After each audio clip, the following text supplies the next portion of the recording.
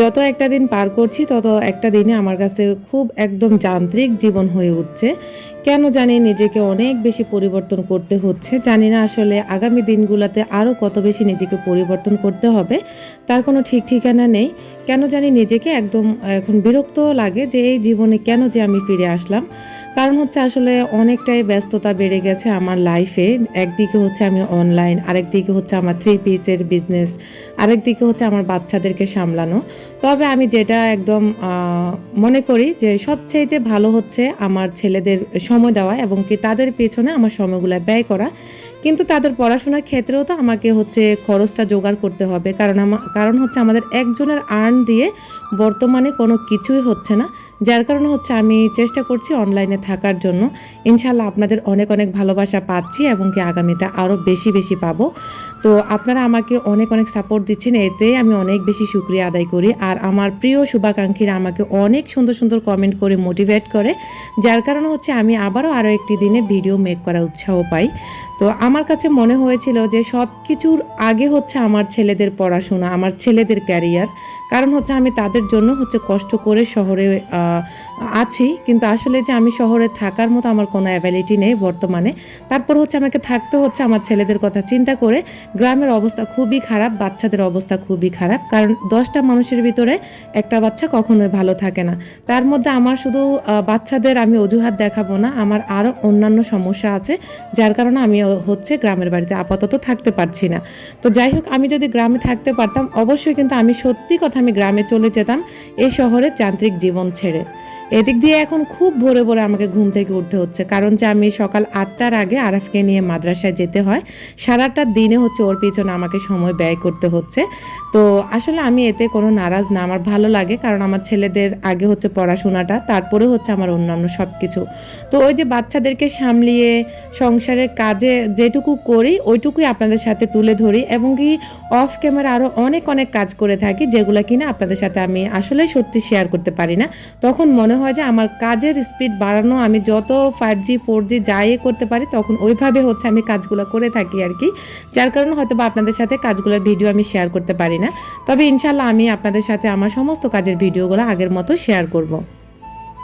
আমার আজকের ভিডিওর কোথাও কোনো অংশ যদি আপনার একটু হলেও ভালো লাগে, তাহলে প্লিজ আপুরা একটি লাইক দিয়ে আমার ভিডিওটি কন্টিনিউ করবেন। কেন জানি আমার প্রিয় আপুরা আমার ভিডিওগুলোকে এখন আর মনে হচ্ছে পছন্দ করে না, একটি লাইকও দেন না। প্লিজ আপুরা একটি লাইক দিবেন, এবং কি বেশি ভালো লাগলে আপনার ফ্রেন্ডস অ্যান্ড ফ্যামিলির সাথে আমার ভিডিও লিঙ্কটা শেয়ার করতে ভুলবেন না। অনেক দিন পর আপনাদের সাথে আজকে বেডরুমটা শেয়ার করছি। বেডরুমটা অনেক অনেক ছোট, আপনারা হয়তো দেখে বুঝতে পারছেন যে আমার বেডরুম কতখানি ছোট। শুধুমাত্র একটি খাট রেখেছি আর একটি আলমারি রেখেছি। আলমারিটা আমি ঠিক মতো এক পাল্লা খুলতেও পারি না। তো যাই হোক, আমার নসিবে যেরকম বাসা আছে আমি সেরকম বাসাতেই উঠতে হবে, আর তার চেয়ে বড় কথা হচ্ছে আমার অ্যাবিলিটি যেমন আমাকে সেরকমই থাকতে হবে। তবে আলহামদুলিল্লাহ আমি কিন্তু এই বাসাটাতে সবচাইতে আমার ভালো লাগে এই বেডরুমটা। এটাতে হচ্ছে কেন জানি আমার অন্যরকম একটা ভালো লাগা কাজ করে। আমার বাসাটা কিন্তু আমি এখনও ফুলফিলভাবে গুছিয়ে উঠতে পারিনি, যার কারণে আপনাদের সাথে শেয়ারও করতে পারছি না। তবে ইনশাল্লাহ আমি চেষ্টা করব হচ্ছে সমস্ত ব্যস্ততা কাটিয়ে আমি আপনাদের সাথে আমার কাজের রেগুলার ভিডিওগুলো দেওয়ার জন্য। তো যাই হোক, এখন হচ্ছে ঘরটা ঝাড়ু দিয়ে নিচ্ছি, বেডরুমটায় ঝাড়ু দিয়ে গুছিয়ে নিয়েছি। আর হচ্ছে ওই রুমটা আজকে আর আপনাদের সাথে শেয়ার করব না, কারণ ওইটাতে হচ্ছে আরফান এবং কি আরাফ ওরা খেলাধুলা করছে, যার কারণে ওদেরকে এখন আর ডিস্টার্ব করছি না, কারণ ছেলেগুলো এখন সারাক্ষণই বাইরে থাকে। আর আরফানকেও হচ্ছে আমি স্কুলে দিয়ে দিয়েছি কোচিংয়ে, 2 বেলা হচ্ছে আমি কোচিং দিয়ে দিয়েছি। কারণ হচ্ছে আসলে বর্তমানে বাসায় টিচার রাখা মানে আমার কাছে বিলাসিতা করা, এটা ছাড়া আমি আর আসলে কোথাও মানে পথ দেখতেছি না। কারণ হচ্ছে বাসায় টিচার রাখতে হলে একদম মিনিমাম 3,000 4,000 টাকা ছাড়া কোনো টিচারই আসতে চাবে না। কারণ হচ্ছে আমার ছেলে ক্লাস 4-এ পড়ে, যদিও আমার বাসার আশেপাশে অসংখ্য স্কুল আছে, মাদ্রাসা আছে, তারপরেও কিন্তু কম দামে কোনো টিচার পাওয়া যায় না। তো যাই হোক, যার কারণে হচ্ছে ওকে ওর স্কুলে হচ্ছে আমি 2 বেলা কোচিংয়ে দিয়ে দিয়েছি। একবেলা হচ্ছে বিকেলবেলা সব স্টুডেন্টদের সাথে পড়বে, আর একবেলা হচ্ছে পার্সোনালি প্রিন্সিপাল স্যার হচ্ছে ওকে অফিস রুমে পড়াবে। তো আমার সাথে স্যারের সাথে কথা হয়েছে, যার কারণে হচ্ছে আমি ওকে 2 বেলায় দিয়ে দিয়েছি। তো আমার মনে হয় কোচিংয়ে দিলে 2 বেলা হচ্ছে ওরা মানে ও পড়াশোনায় মনোযোগ হবে। বাসায় কিন্তু আসলে বাচ্চারা তো মোবাইল দেখে তারপর হচ্ছে দুষ্টামির দিকে মনোযোগ চলে যায়। আর ও যেহেতু ক্লাস 4-এ উঠেছে, ওর কিন্তু পড়ার চাপও অনেক বেশি বেড়েছে, যার কারণে চিন্তা করে সব কিছু চিন্তা মাথায় রেখে আমি হচ্ছে ওদেরকে দিয়ে দিয়েছি। তো যাই হোক, আল্লাহ তাআলার অসীম রহমত আর আপনাদের ভালোবাসা যদি থাকে তাহলে আমি কিন্তু অনেক দূর এগিয়ে যাব, আমার ছেলেদের অন্তত পড়াশোনার খরচটা চালাতে পারবো। আল্লাহ তাআলার দরবারে এই আশাটুকু আমি সবসময় করে থাকি, আপনাদের কাছেও করে থাকি। সাথে আমার ছোটোখাটো একটা বিজনেস আছে। প্লিজ আপুরা, আপনারা আমাকে সাপোর্ট করবেন, আমার থেকে কেনাকাটা করবেন। যদিও আলহামদুলিল্লাহ আমার জামাগুলো থাকে না, সেল হয়ে যায়। তারপরেও যারা হচ্ছে কিনেন নাই, যারা আমার থেকে কেনাকাটা করেন না, অবশ্যই প্লিজ একবার হলো আমার থেকে পারচেজ করে আপনি হচ্ছে একবার হলো বুঝবেন যে নূর আপুর আসলে থ্রি পিসগুলো কেমন। হাতে পেলে হয়তো বা আপনারা বুঝতে পারবেন। তো যাই হোক, আমি যেমন আমি সব কিছু আপনাদের সাথে ঠিক তেমনই শেয়ার করে ফেলি। আমার কাছে কোনো লুকোচুরি, কোনো সব বলতে কোনো কিছুই নেই। আমি যা তাই আপনাদের সাথে শেয়ার করে থাকি। এতে অনেকে অনেক কিছু বলতেছেন, কারণ হচ্ছে আসলে আমার সাথে 2-3 দিন আগে একটা ঘটনা ঘটে গেছে, যে সেটা আজকে আর আপনাদের সাথে শেয়ার করব না।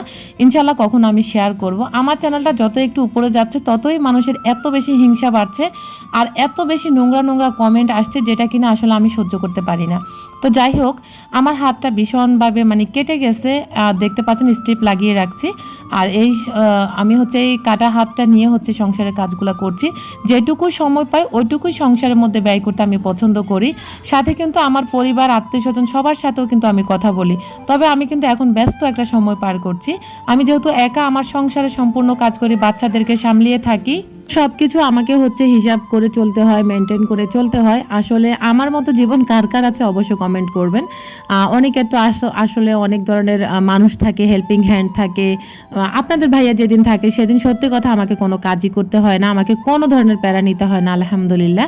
আর আপনারা হয়তো আরাফের কথা শুনছেন, আমি যখনই ভয়েস ওভার করতে আসি মাঝে মধ্যে ওদের 2 ভাইয়ের ঝগড়া লেগে যায়। তো আসলে বাচ্চা মানুষ তো, মাঝে মধ্যে আমার নিজেরই খারাপ লাগে, আবার মাঝে মধ্যে চিন্তা করি যে ওদেরকে আমি বকা দিলে, আমি মারলে ওদেরকে দেখবে কে? তখন আসলে মাথায় আর এত কিছু কাজ করে না। তো যাই হোক, এখন আপনাদের সাথে শেয়ার করি। এই যে দেখতে পাচ্ছেন ওই পাশের ওই প্লাট আর এই প্লাটে একটা পাকা রেখেছিল, এখানে হচ্ছে লাইনের গ্যাস ছিল, যার কারণে 2 প্লাটে 2টা চুলা দিয়েছিল। এ কারণে হচ্ছে প্লাটের কিচেন থেকে এই পাকা জায়গাটা আছে। তো এটা না আমার কাছে খারাপ লাগে, কারণ হচ্ছে এটা দেখতেও বিচ্ছিরি লাগে, প্লাস হচ্ছে এখান থেকে ধরেন আমার বাসায় তেলা পোকা হলো, ওনার বাসায় চলে গেল, ওনার বাসায় তেলা পোকা হলো, আমার বাসায় চলে আসলো। যদি আলহামদুলিল্লাহ আমার বাসায় তেলা পোকা নেই। তো যার কারণে হচ্ছে আমি এই গ্লাসটা দিয়ে রেখেছি আর এই জারগুলো রেখে দিয়েছি, যাতে করে একটু ভালো লাগে বা দেখতে খারাপও না লাগে। তো যাই হোক, আমি কিন্তু আমার কিচেনটাকে ইনশাল্লাহ সাজাবো, আর যতটুকু পারি আর কি নিজের সাধ্যের ভিতর থেকে সাজাবো। তো আপনাদের সাথে ইনশাল্লাহ আমি শেয়ার করব কখনো যদি পারি আর কি। আর না পারলে তো আমি যেমনই আছি তেমনই আপনাদের সাথে ইনশাল্লাহ সব কিছু শেয়ার করব। তো যাই হোক, আমার আজকের কিচেন থেকে আপনাদের সাথে আমি ভিডিও পুরোটাই শেষ করব। যদিও এই কিচেনে আমি আসলে কাজ করে শান্তি পাই, তবে যে মনের একটা শান্তি, সেখানে আমি শান্তিটুকু পাই না। যদিও আমি একদম নিচে বসে সুন্দর নিজের মতো করে হচ্ছে কাজ করতে পারি, ওই দিক দিয়ে শান্তি পাই। তবে সিঙ্কে থালা বাটি ধুয়ে সত্যি আমি খুব অশান্তি পাই, তখন আমার কাছে শান্তি লাগে না। তারপরেও কিছু নেই, কিছুই করার নেই, যে আল্লাহ পাক যা আমার রিজিকে রেখেছেন আমি তাই ভোগ করতে হবে। তো দেখলাম যে কিচেন কাউন্টার টপটা অনেক বেশি ময়লা হয়ে আছে, যার কারণে হচ্ছে এটাকে আমি হচ্ছে একটু ক্লিন করে নিচ্ছি। সকালবেলা আসলে খুব দৌড়ঝাঁপ করি, তো কারণ আরাফকে নিয়ে বের হতে হয়, তখন আরাফ, আপনাদের ভাইয়া, আরফান সবাই একসাথে বের হই, যার কারণে হচ্ছে খুব প্যারা নিয়ে হচ্ছে আমি কাজ করি সকালবেলা। তো তখন আর কিচেনটা একদম কোনো ধরনের ক্লিন না করে হচ্ছে আমরা সবাই বের হয়ে যাই। আর 11:30 বাজে এসে তারপর হচ্ছে আমি এখন সমস্ত কাজ 3টার ভিতরে আমাকে সব কিছু সামলিয়ে আবারও বরাবর 3টা বাজে আমাকে বাসা থেকে বের হতে হয়। তো এবার চিন্তা করেন আমি যে কতটা প্যারার মধ্যে আছি। তো যাই হোক, এই চুলাটার কথা অনেক আপুরা জিজ্ঞেস করেছেন, অনেকে দাম জিজ্ঞেস করেছেন, কিন্তু সত্যি কথা আমি এখন আপনাদের ভাইয়াকে জিজ্ঞেস করিনি যে চুলাটা কত নিয়েছে, মানে জিজ্ঞেস করার সময় পাই না।